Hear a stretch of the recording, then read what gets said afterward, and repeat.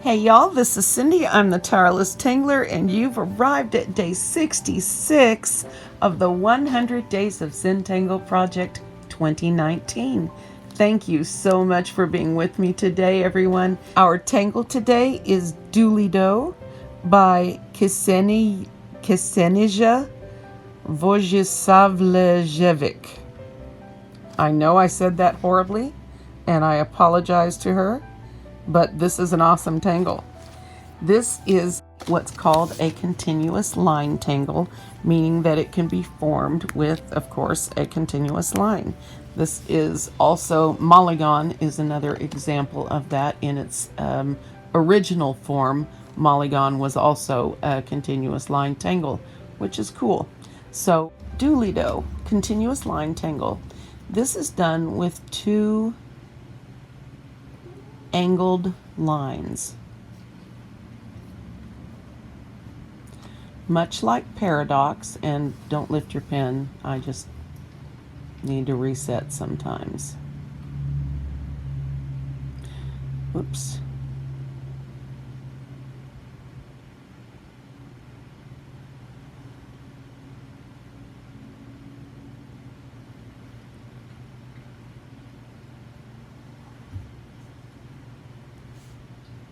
It's a terrible example, guys.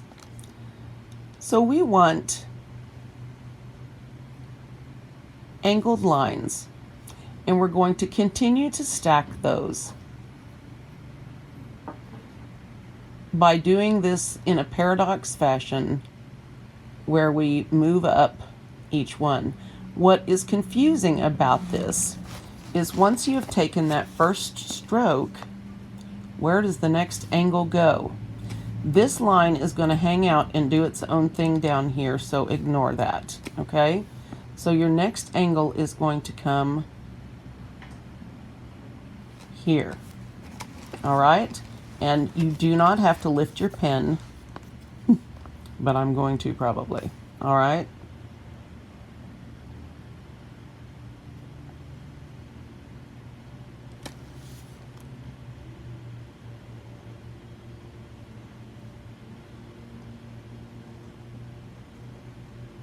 Now,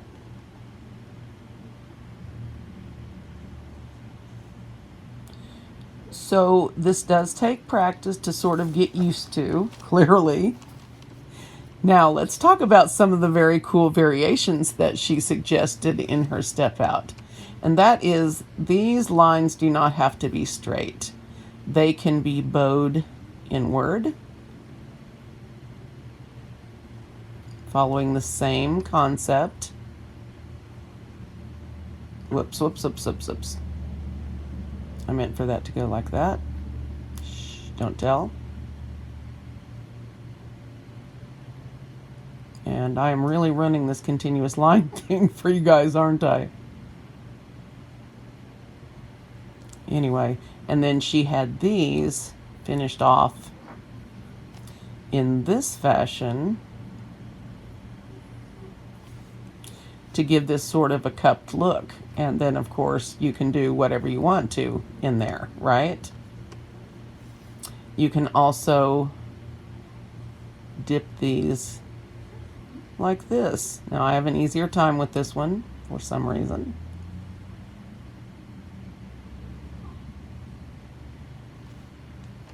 Okay, and you keep going up until you want to stop. I started this in the wrong place, didn't I? You can make these lines thick or thin. Let me try another go at this. Here would be an example of a thick one. Whoa, Cindy, stop doing that. Here's another example of a thin one. Let's try that thick thing again. Let's try it both ways. Now, if I were working on a tile, this would be quite a bit easier. It's the larger size is tough. The larger size paper is tough. But you can see there are numerous things. Whoa, I am drawing through the viewfinder. It is not working out for me very well today. You could tipple in these spaces. You can have little fescue things coming out the end. You can add little fescues. I'm on a fescue run this week, right? I don't know. So this is very versatile. You can, whoops. You can cup those up like we did these. And I actually love this if I can get used to this outer bow thing and still getting my angles correct. It's kind of difficult. Continuous lines and I were not meant to be, I don't think. So, and it's hard to leave that first line sitting there, isn't it? But it's necessary.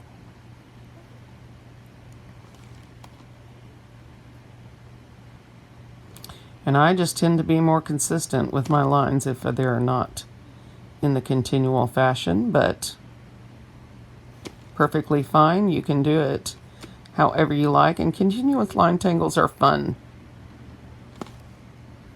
Well, I still haven't found one that I can draw all the way to the top, have I? Let's try a small one here.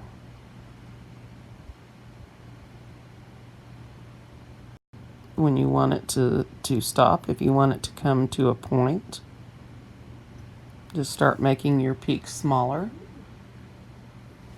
This could stay the same size and go quite a ways if you wanted it to, and ribbon fashion. Now for shading, of course, this entirely depends on what you have done embellishing wise, but just in general, shading the parts where these come together on the same side on each one so that they look overlapping is going to be a big part of this.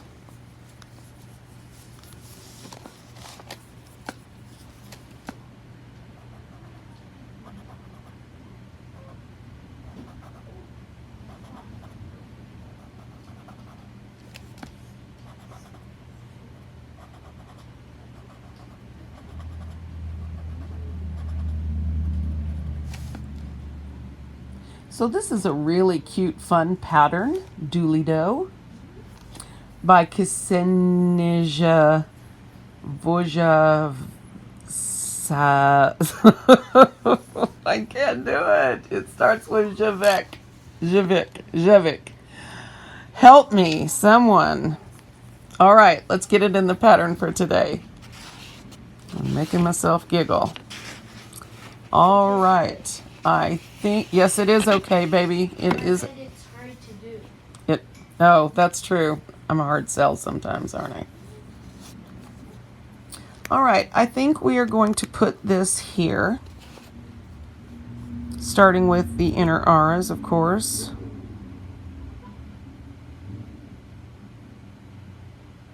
At least I'm going to put it there.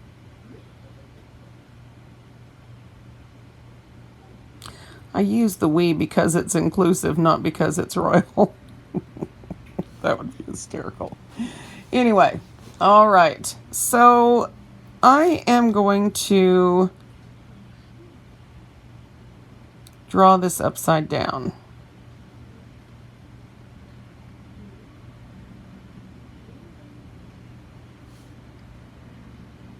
And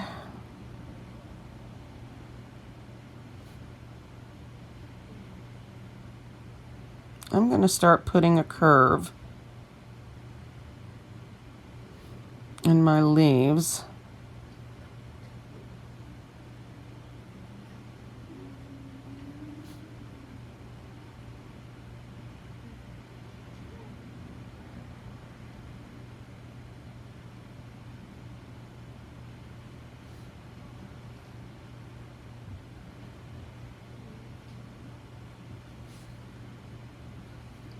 It molds really nicely to whatever shape you're working in.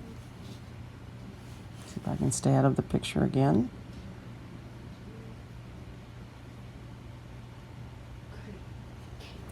Now I'm going to try to turn this a little bit by altering the angle.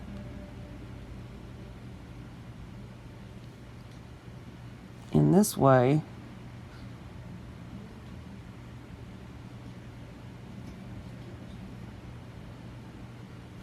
And I'm also going to start bringing these in a little bit on the sides. Although I am going to stretch this one out a little bit more.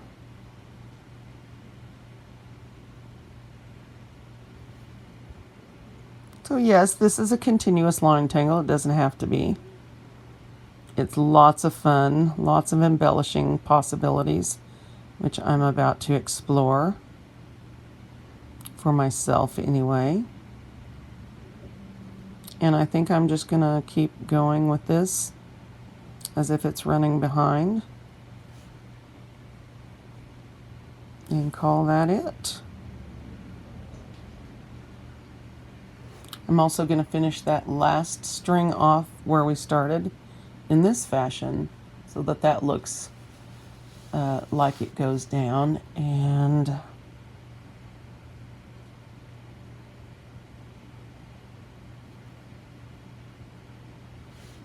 I'm going to do that. Now for embellishing, I have not given this a lot of thought. I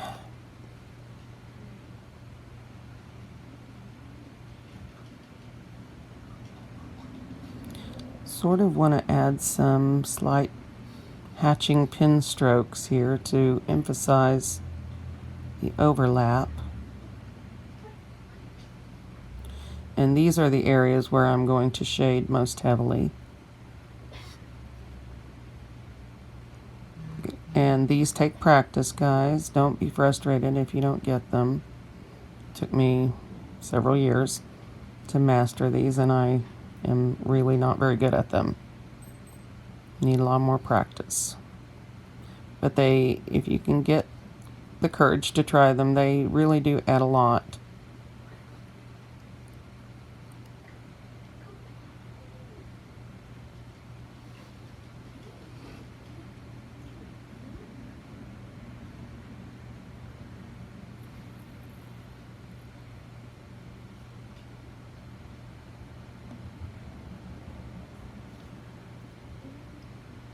Yes, I like that.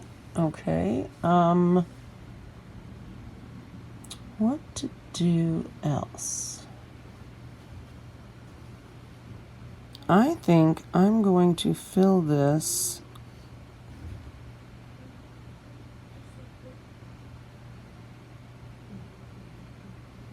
I'm going to tipple the outside of this and see where that gets me, but before I do that, I'm going to add an aura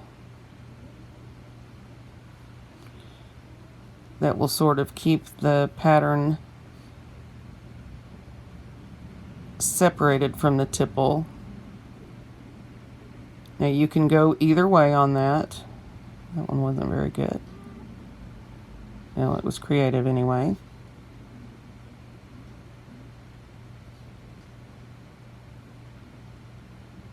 All right.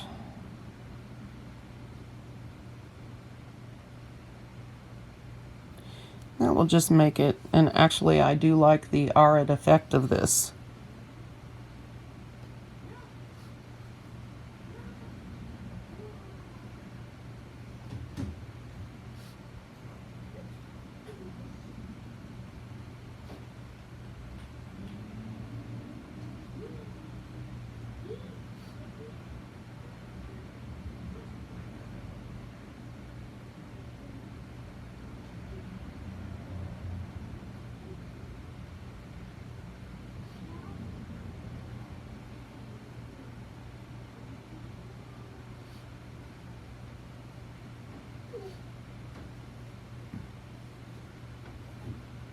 I really like that. That's a really nice effect. So now I'm going to add tipple in here. When I do tipple, I usually start with one that's a little bit larger and then add in the rest and sort of squish them in around.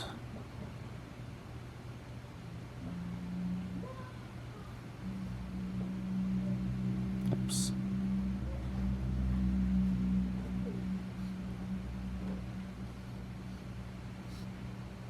And you can black in around them or leave them blank. Sometimes you can't fit very many in. That's okay.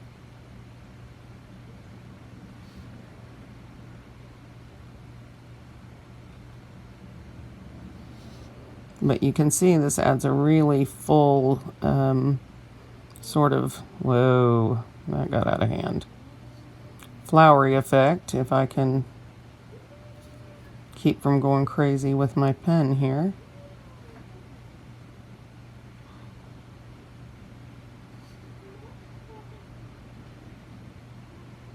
But I really like the botanical feel you get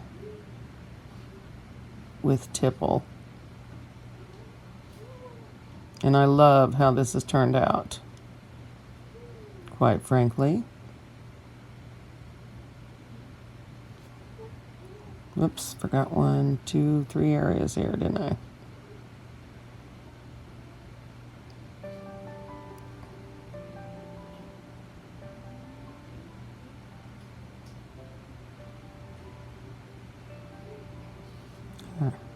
Okay, let's shade this bad boy.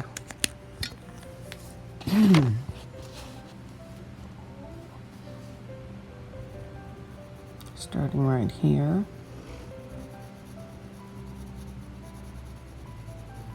Adding some nice heavy graphite for this, for the overlap. And I'm going to add a bit of graphite at the base of each one of these where I put the little hatch marks.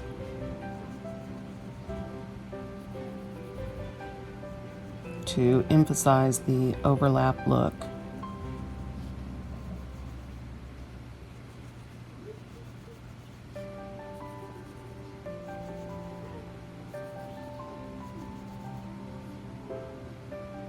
Then I think I'll add a little bit more to the areas where the tipple is.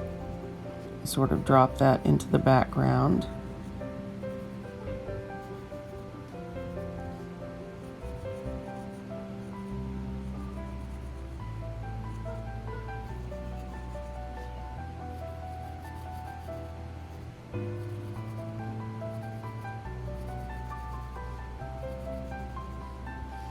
All right, let's blend this, see how it looks.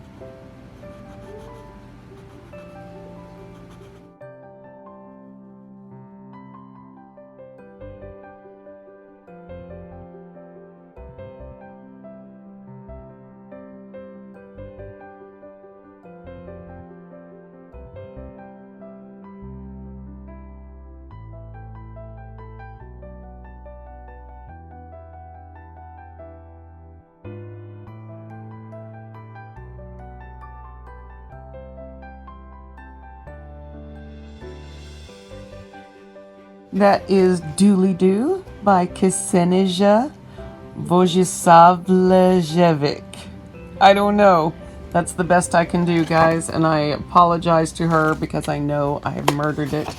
But this, let me zoom out. This is our project progress for day 66. I'm amazed. This looks so good. Even with all of the flaws, when the final shading and everything is done, whatever you have on the individual squares is going to be obscured by the awesomeness of the entire project. So I am so looking forward to seeing everyone's work, and those of you who have sent me privately your work, I'm just thrilled by that. So thank you so much, and keep tagging me at the Tireless Tangler or hashtag the Tireless Tangler. Either one will do. Get my attention so I can see your work. And follow me on Instagram if you haven't, at the Tireless Tangler. And that way we can keep in touch a little bit better. Thank you all for being with me on day 66. I will see you tomorrow for day 67.